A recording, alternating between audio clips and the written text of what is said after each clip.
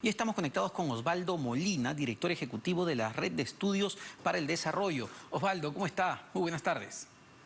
Hola, muy buenas tardes, Omar. Muchas gracias por la invitación. No, gracias a ti. A ver, empecemos por uno de los temas que quizás generan más debate y controversia siempre.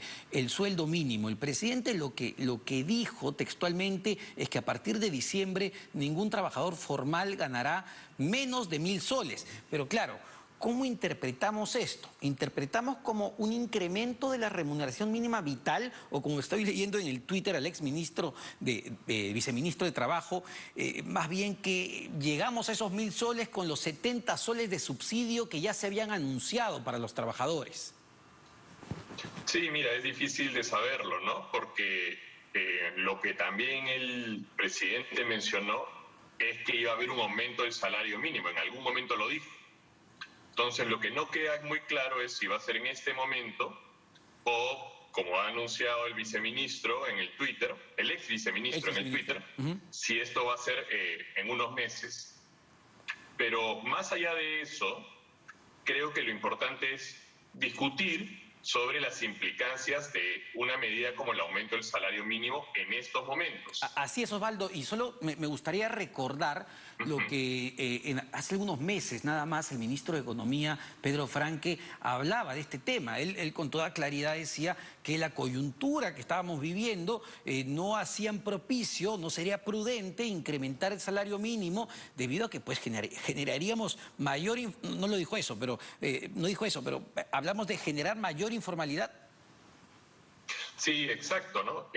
Si no me equivoco, y de acuerdo con lo que ha recordado hoy Bloomberg, el 31 de agosto el ministro dijo exactamente eso, que no era el momento oportuno para un aumento del salario mínimo. Ahora, es importante explicarle a las personas por qué quizás no es un momento oportuno, ¿no? Tú sabes que con la pandemia, con el enorme golpe que significó la pandemia, se redujo también el empleo, ¿no? Fue un golpe muy duro para los trabajadores. Por fin la economía se está recuperando, ¿no es cierto? Y el empleo también. Pero ¿cuál es el problema? El problema es que el empleo informal es el que se está recuperando con mayor velocidad y no el empleo formal. Así es. Entonces, eso lo que significa es que el empleo se está precarizando aún más. O sea, ya hoy el 75% de los trabajadores tienen un empleo informal. Entonces, imagínate lo que está pasando. Está empeorando la situación en estos momentos. Entonces, la pregunta que uno tendría que hacerse ¿es el momento para aumentar el salario mínimo que solo influye sobre los formales y que por tanto podría desincentivar a algunas empresas para contratar de manera formal? Porque claro... Ese es un punto importante, Osvaldo. Cuando hablamos de subir el salario mínimo, ¿de qué universo de trabajadores estamos hablando? Recordaba que se mencionaba medio millón, quizá. Sí, mira, a ver, eso es un muy buen punto, ¿no? Y de hecho esto es una discusión sobre cuando los políticos hablan de mercado laboral, ¿no? Y tú lo puedes revisar cuando también hablan en el Congreso, por ejemplo, normalmente están hablando de lo que es el empleo formal, además el contrato indefinido, ¿no? Eso, lamentablemente, Omar, es la gran minoría. Entonces, ahí nos damos cuenta que en el Congreso y en algunos casos también el Ejecutivo le da la espalda a la mayoría de trabajadores, que son o informales, independientes y por otro lado con contrato a tiempo limitado. Es decir, entonces, Osvaldo, si subo el salario mínimo, termino perjudicando quizá a esa micro y pequeña empresa que intentaba formalizar a sus trabajadores. Pero claro, si le subes el costo, lo más probable es que le diga, oye Pedro, lamentablemente no me sale a cuenta, te pago en negro o no te puedo pagar. Omar, lo has explicado perfectamente, ¿no? Esto afecta, ¿no es cierto?, no a las grandes empresas necesariamente, sino a las pequeñas empresas que estaban en ese esfuerzo por volverse formal y que entonces ahora les es más costoso, les es más difícil contratar a Pedro, ¿no es cierto?, como tu ejemplo, de manera formal. Entonces, ese es el problema, ¿no? Y esto empeora, ¿no?, por lo que te decía, que la pandemia está haciendo en estos momentos que el empleo que más aumenta es el informal y no el formal. ¿Te das cuenta? Así es, así es. Ahora, cambiando un poco de tema, porque se han dicho varias cosas, el presidente vuelve a poner sobre la mesa la Asamblea Constituyente y habla de que es un grito popular, más allá de que sea realista o no, ¿no? Porque me da la impresión que en el Congreso no tiene los votos en lo absoluto, pero volver a este tema de manera frecuente puede generar nuevamente mayor incertidumbre. Sí, mira, lamentablemente estos 100 primeros días han estado marcados por la enorme incertidumbre política y uno de los elementos que más incertidumbre ha generado ha sido precisamente el tema de la Asamblea Constituyente.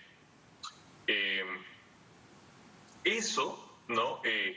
Por supuesto, lo que genera es un ambiente poco positivo para la inversión. Porque acá lo importante es que las personas que nos escuchan, que nos ven, entiendan qué efecto tiene sobre sus vidas, ¿no?, sobre su día a día. Y el problema de este tipo de anuncios es que genera incertidumbre. Esta incertidumbre genera un ambiente poco propicio para la inversión, ¿ya? Cuando pensamos en la inversión, cuando pensamos en los empresarios, no hay que pensar pues en los grandes empresarios, sino también en ese vecino que tú tienes y que tiene una bodega, ¿ya? Pues todos los empresarios, ojo, en el Perú más del 95% de empresas son pequeñas y medianas empresas, ¿no es cierto? Entonces estamos hablando de mayoritariamente pequeños empresarios. Muy bien. Entonces, cuando se hacen estos anuncios, las personas, los empresarios empiezan a tener miedo. ¿Cómo va a ser este nuevo país? ¿Cómo van a ser esas nuevas reglas de juego? Y entonces lo que hacen es retrasar su inversión. Cuando retrasan su inversión, ¿no es cierto?, ahora ya no vamos a hablar de Pedro, vamos a hablar de Martín. Martín se ve perjudicado, porque ya no amplío yo mi bodega y por tanto ya no contrato a Martín. Entonces, lo que hoy día los peruanos deberíamos estar discutiendo es cómo recuperar con mayor velocidad la economía, cómo incentivar más o promocionar más la inversión y por tanto cómo generar más empleo y mayor bienestar.